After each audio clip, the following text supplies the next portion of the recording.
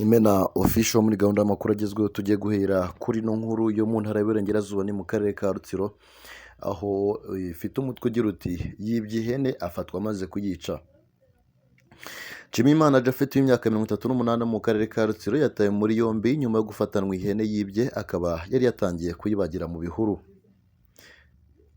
Uwo muturage no mu mudugudu wa Kamushozi akagari ka Bumba umurenge wa Mushubati akarere ka Rutsiro aho yibye ihene ayisanze mu rutoki aho yari iziritse akayijyana mu gihuru yamara kuyica bakamugwa gitumo atarayibaga baramufata.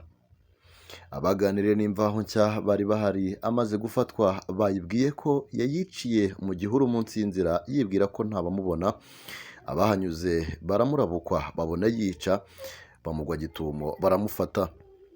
Umwe yagize ati yibwiraga ko ntawe umubona kuko yayiciye mu gihuru, abahanyuze babona umuntu abundabunda bakeka ko ari umujura, begereye bamubona iruhande rw'iyo hene amaze kuyica bahise bamugota arafatwa. Undi yagize ati yahemutse rwose kuko ihene muri iki gihe zarahenze cyane, bakimara kumufata bashakishije nyiri iyo hene basanga ari umugore witwa Ntabanganyimana Therese wo mu mudugudu wa Kaduha akagari ka Shure, bakibimubwira yabaye nk'uhungabanye no kuvuga biramugora, n'ubu byamunaniye kubyakira kwicirwa ihene y'agaciro hafi k'amafaranga y'u Rwanda 100,000. Umunyamabanga nshingwabikorwa w'umurenge wa Mushubati Mwenedata Jean Pierre avuga ko uwo musore asanzwe ari mu bakekwaho ubujura muri uwo murenge, agifatwa yahise ashyikirizwa sitasiyo ya RIB ya Gihango. Yagize ati yafashwe akimara kuyica atarayibaga, agifatwa abaturage bahise batanga amakuru hashakishwa nyirayo araboneka. Yasabwe gutanga ikirego muri RIB ubwo uwamwibye akanamwononera itungo yafashwe. Icyizere kirahari ko azishyurwa kuko uriya mu byo agomba kuryozwa harimo no kwishyura. Yavuze ko nk'ubuyobozi ikibazo cy'ubujura bagifatiye ingamba zikaze, bigoye kuba umuntu yaza nk'uko ngo ahiba imitungo cyangwa ikindi kintu cy'umuturage agiheze, agasaba abagifite ingeso gusubiza amerwe mu isaho bakarya ibyo bavunikiye, naho kuvuga ngo abandi bazakora nabo bategereze kubiba bitazabahira. Turacyari mu makuru hano Kumena official tugiye kuyakomereza kuri ino nkuru yo mu karere ka Rubavu aho dusanga inkuru ifite umutwe ugira uti abasore babiri bafatanywe udupfunyika 2,000 tw'urumogi. Kuri sitasiyo ya RIB ya Gisenyi hafungiye mugenzi Fanweri Bahimba Kabwana Dada w'imyaka 22 ndetse na Nizeyimana Theogene w'imyaka 31 nyuma yo gutabwa muri yombi na polisi bafite udupfunyika 2,000 tw'urumogi. Umuvugizi wa polisi mu ntara y'Iburengerazuba SP Karekezi Twizere Bonaventure yabwiye imvaho nshya ko abo bafashwe bakekwaho gucuruza ibiyobyabwenge birimo urumogi bakura muri Repubulika ya Demokarasi ya Kongo. Ati bafashwe bafite udupfunyika 2,000 tw'urumogi bari binjije mu Rwanda barukuye muri Repubulika ya Demokarasi ya Kongo, bafatiwe mu mudugudu wa Terimbere akagari ka Terimbere umurenge wa Nyundo akarere ka Rubavu, bafungiye kuri sitasiyo ya Gisenyi. Yongeyeho ati ibiyobyabwenge ni bimwe mu biteza umutekano muke kuko bishobora gutera urugomo, ubujura n'ibindi byaha. Kubirwanya ni inshingano ya buri wese kugira ngo igihugu kigire umutekano usesuye. Umutekano uharanirwa buri muturarwanda akagira inshingano yo kuwusigasira, agatangira amakuru ku gihe no kwirinda ibikorwa byose bifitanye isano n'ibiyobyabwenge. Umunyamabanga nshingwabikorwa w'umurenge wa Nyundo Nyiransengiyumva Monique avuga ko nubwo umurenge ayoboye udaturiye umupaka ariko hari igihe hafatirwa abacuruza n'abanywa ibiyobyabwenge nk'uko byagendekeye bariya, hakaba ariko hari hashize iminsi nta bafatirwa nyuma y'uko abari bagiye bafatwa bagafungwa bakanakatirwa kubera ibi byaha, akahera asaba abandi baturage kubizibukira. Ati ku bufatanye n'abaturage n'inzego z'umutekano dufite ingamba zikomeye zo kurwanya unywa cyangwa n'ucuruzwa ry'ibiyobyabwenge, duhereye ku kwigisha abaturage no kubabwira ububi bwabyo, kuko nk'iyo umuntu afashwe yari atunze umuryango ajya mu gihano, umuryango yari atunze ukahababarira, bityo dukora ubukangurambaga buhoraho haba mu mutekano, haba mu nteko z'abaturage, imigoroba y'ababyeyi n'ahandi duhurira nabo. Yasabye abaturage kujya bihutira gutanga amakuru ko baketseho wese gucuruza ibiyobyabwenge agafatwa atarabikwirakwiza mu baturage kuko nubwo bibwira ko babikuramo amafaranga menshi ntacyo yamara mu gihe bakora ibyangiza ubuzima bwabo n'ubw'abagenzi babo. Umuturage wo mu kagari ka Terimbere waganiriye n'Imvaho Nshya ku bubi bw'ibiyobyabwenge yavuze ko bakanguriwe ingaruka zabyo bazizi ariko kubera ko hari ababa batabyumva neza inama bagirwa hari n'abafatwa babinywa cyangwa babicuruza. Ati nta gihe tudakangurirwa ububi bw'ibiyobyabwenge haba kubinywa, ubucuruzi, ababicuruza n'imiryango yabo igihe bibagizeho ingaruka. Gusa hari abatumva inama kubera inyungu zabo bwite baba bumva ko bafite muri ibyo bikorwa, ariko abo batumva inama turabamagana cyane ntitwanabura kubatangira amakuru twabamenye kuko baba badusubiza inyuma mu iterambere. Babihamwa n'urukiko bazahanishwa igihano cy'igifungo cya burundu n'ihazabu y'amafaranga y'u Rwanda atari munsi ya miliyoni 20 ariko atarengeje miliyoni 50 nk'uko bigaragara mu ngingo ya 163 n'itegeko nomero 68/2018 ryo kuwa 30 z'ukwezi kwa 8 2018 riteganya ibyaha n'ibihano muri rusange.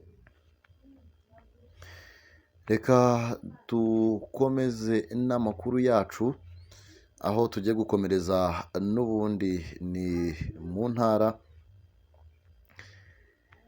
mu karere ka Burera ni mu ntara y'Amajyaruguru aho polisi y'u Rwanda yafashe imodoka yari itwaye amabaro 8 ya caguwa. Polisi y'u Rwanda ikorera mu ntara y'Amajyaruguru ishami ryayo ryo mu karere ka Burera ivuga ko yafashe imodoka ifite plaque LAD 363 itwaye magendu igizwe n'amabaro 8 y'imyenda ya caguwa.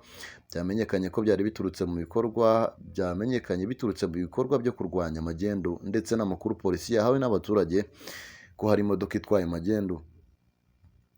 Polisi ivuga ko ikimara kumva ko hari amakuru avuga ko hari imodoka itwaye magendu yahise yihutira gushakisha iyo modoka irayikurikirana hose maze yifatira mu mudugudu wa Bugeme akagari ka Muhotora mu murenge wa Butaro akarere ka Burera. Ifata abagabo 3 bari mu modoka Jeep Hyundai LAG 363 ipakiye amabaro 8 y'imyenda ya caguwa. Iyo magendu ngo bakaba bari bayivanye mu gihugu cy'abaturanyi cya Uganda bayijyanye i Kigali, bakaba bafungiye kuri sitasiyo ya polisi ya Butaro, Police Station ya Butaro, aho magendu yashyikirijwe abakozi b'ikigo cy'imisoro n'amahoro Rwanda Revenue Authority, kimwe n'imodoka ifungiye kuri Police Station ya Butaro bikaba biteganyijwe ko izacibwa amande nk'uko amategeko abiteganya. Polisi y'u Rwanda ivuga ko ishimira abaturage batanze amakuru, inashishikariza abanyarwanda gufatanya kurwanya ubucuruzi butemewe kuko umuvugizi wa polisi mu ntara y'Amajyaruguru SP Jean Bosco Mwiseneza bivuga. Yagize ati turasaba abaturage kwirinda kwishora mu bucuruzi kuko umucuruzi bw'amagendu kuko ari icyaha cyo kunyereza umusoro kandi ari iterambere ry'igihugu rishingiye. Turaburira abishora mu bikorwa byo gutunda no gucuruza amagendu kubireka kuko bitazabahira, amayeri bakoresha yaratahuwe. SP Mwiseneza akomeza avuga ko polisi ishyize imbaraga mu bikorwa byo kurwanya ubucuruzi bw'amagendu, gakaba ariyo mpamvu abo bose bishora muri ibyo bikorwa bigayitse bakwiye kubireka burundu ngo kuko bitazabahira. Munyemerere dusoreze kuri ino nkuru igira iti u Rwanda rwakiriye impuguke 600 ziga kuri serivisi zo kubaga abarwayi. Guhera kuri wa mbere tariki 24 kugeza ku wa gatanu tariki 28 Gashyantare 2025, impuguke zisaga 600 mu kubaga abarwayi kwa muganga ziteraniye i Kigali mu Rwanda mu nama nyafurika yiga ku kubaga abarwayi kwa muganga.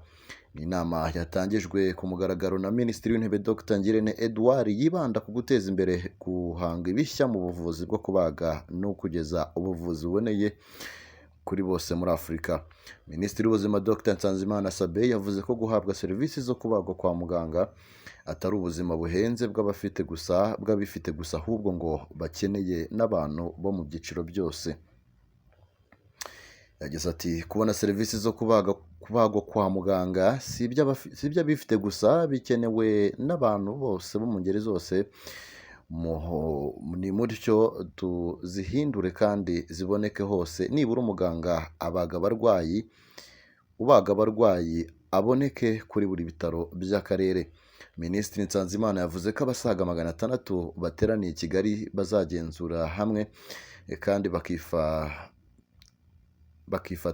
bakita ku ishyirwa mu bikorwa by'ingamba zo gushimangira iterambere rya serivisi zo kubaga kwa muganga muri Afurika. Uretse impuguke mu kubaga abarwayi, iyi nama yanitabiriwe n'ubuyobozi b'inzego z'ubuvuzi, abashakashatsi n'abanyapolitiki bose barajwe ishinga no kurushaho koroshya kubona serivisi zo kubaga abarwayi. Iyi nama ibaye mu gihe inzego z'ubuzima zitangaza ko Afurika ihanganye n'ikibazo cy'icyuho cy'abaganga mu kubaga abarwayi. Biteganyijwe ko kugeza muri 2030 umugabane wa Afurika uzaba ufite icyuho cy'abaganga basaga miliyoni 6 babaga abarwayi. Uyu munsi icyuho ntabwo kiragaragara cyane kuko nibura 0.5 cy'umuganga ubaga ndetse na 0.1 cy'abatera ikinya basangira abantu 100,000, ukaba ari umutwaro uremereye cyane ku nzego z'ubuvuzi. Mu gushaka igisubizo cyihutirwa kuri iki cyuho, inama iteraniye i Kigali yitezweho gutegurirwamo ingamba zigamije kongera ubushobozi abakora muri izo ngamba zo kubaga abarwayi mu kurushaho kunoza izo serivisi kwa muganga. Iyi nama ifite insanganyamatsiko igira iti umuganga ubaga abarwayi baboneke kuri buri bitaro by'akarere. Abitabiriye inama biteguye guteza imbere gahunda zinyuranye zigamije kwigisha, kwimakaza ikoranabuhanga no gutegura ingamba zo kurenga imbogamizi Afurika igihanganye nazo, zirimo kutagira ubushobozi buhagije.